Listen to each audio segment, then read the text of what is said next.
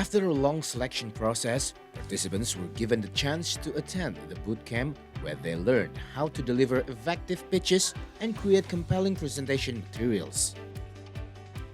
Additionally, the second day provided an opportunity for participants to engage in direct discussions with experienced mentors, followed by networking and rehearsal sessions.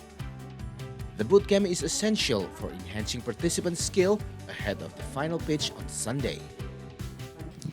Oke, untuk peserta hari ini dari bootcamp memang beberapa memang ada yang sudah punya pengalaman, ada juga yang mungkin masih baru. Nah, di sini potensi-potensi yang masih baru ini akan kita coba kita maksimalkan untuk kita melihat lagi bagaimana ide-ide mereka itu bisa kita maksimalkan untuk dapat melipat gandakan dampak yang akan kita inginkan, dan ide-ide itu untuk kita juga sebarluaskan agar Indonesia juga tahu bahwa kita punya pikiran-pikiran terbaik negeri ini dari Yayasan BUMN untuk juga membantu membangun Indonesia ke depannya.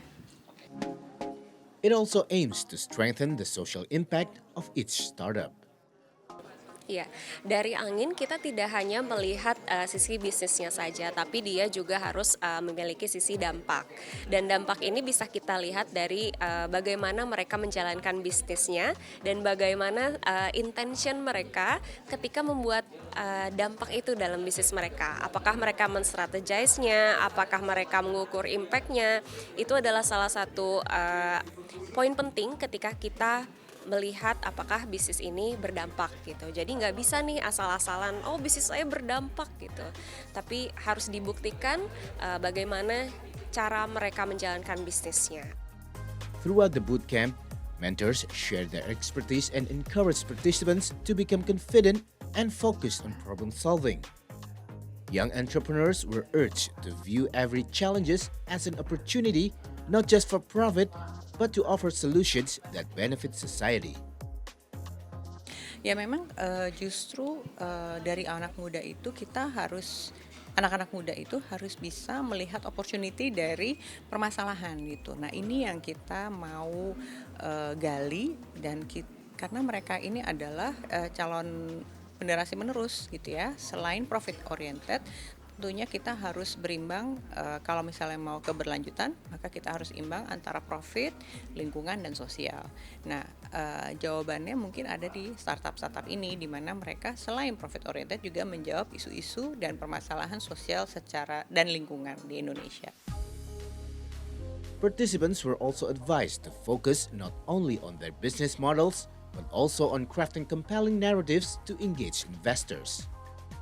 A captivating story can be a powerful tool to capture the judge's attention during the pitching process. Yang perlu diperhatikan kalau ketika pitching itu yang paling utama menurut saya itu story ya. Jadi gimana caranya kita bisa ngasih story, masalah dan solusi yang kita punya itu benar-benar bisa menyelesaikan masalah, dan story-story tersebut tuh bisa diingat sama audiens sehingga mereka bisa paham apa masalahnya, gimana solusi yang kita punya, dan dari situ juga dampaknya bisa bermanfaat untuk masyarakat dan juga lingkungan. Jadi lebih ke highlightnya ke story, gimana cara bikin story yang baik, cara gimana kita menceritakan solusi kita. The engaging content and insights provided by the mentors have made the participants in the nation's top 20 Best Minds program more enthusiastic. Many have even revised their presentation materials to make them more visually appealing and engaging.